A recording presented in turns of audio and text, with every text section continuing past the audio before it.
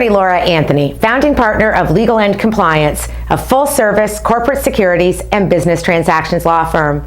Today is a continuation in a LawCast series talking about finder's fees.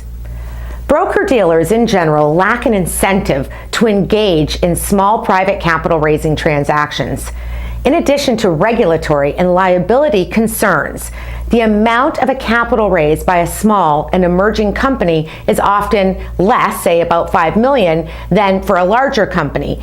And accordingly, the potential commission for a broker-dealer is limited as compared to the time and risk associated with the transaction. Most small and middle market bankers have base level criteria for acting as a placement agent in a deal. That criteria includes the amount of commission they would need to collect in order to become engaged. From a regulatory perspective, when acting as a placement agent in a private offering, broker-dealers must consider FINRA filing rules, general know your customer rules, suitability standards, as well as statutory liability under Dodd-Frank and the SEC anti-fraud provisions. Even when a broker agrees to act as a placement agent, it can often be difficult to locate investors for small or emerging or startup companies. It would be helpful if unlicensed individuals could refer investors to the broker-dealer, who would then ensure the proper disclosures had been made to the investor and that the investor is suitable for such investment.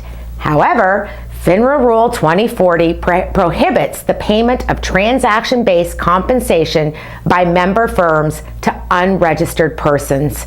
FINRA Rule 2040 expressly correlates with Section 15A of the Securities Exchange Act and prohibits the payment of transaction-related compensation unless a person is licensed or properly exempt from such licensing.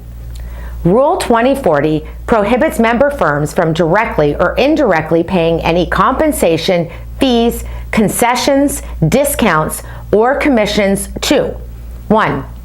Any person that is not registered as a broker-dealer under Securities Exchange Act Section 15A, but by reason of receipt of any such payment and the activities related thereto is required to be so registered under applicable federal securities laws and the Securities Exchange Act rules and regulations. Or 2.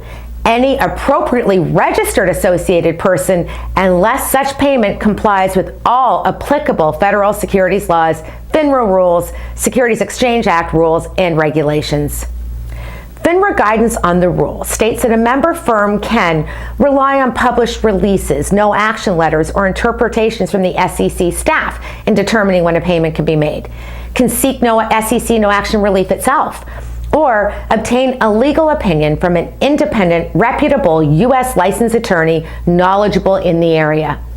This list is not exclusive, and FINRA specifically indicates that member firms can take any other reasonable inquiry or action in determining whether a transaction fee can be paid to an unlicensed person in any given fact scenario.